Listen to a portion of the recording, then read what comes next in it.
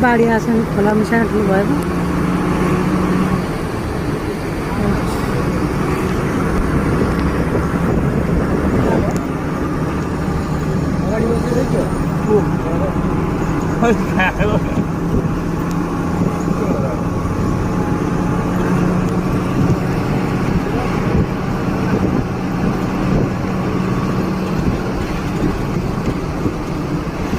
इन्डियाको सिँचाइको माध्यम यही त हो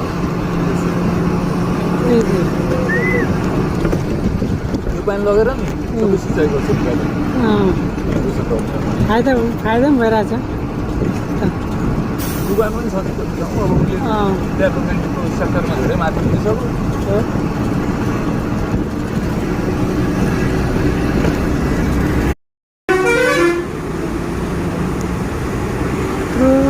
बाढी आएको छ नि खोला मिसाइनु भएको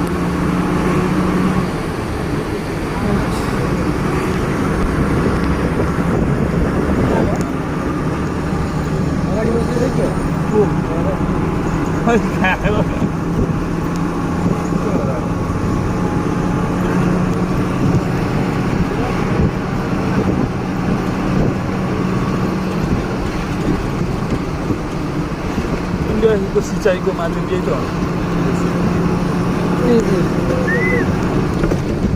यो पानी लगेर नि सबै सिँचाइ गर्छ फाइदा पनि भइरहेछ दुकान पनि छ नि कति ठाउँ अब उसले डेभलपमेन्टको सेक्टरमा धेरै माध्यम दिइसक्यो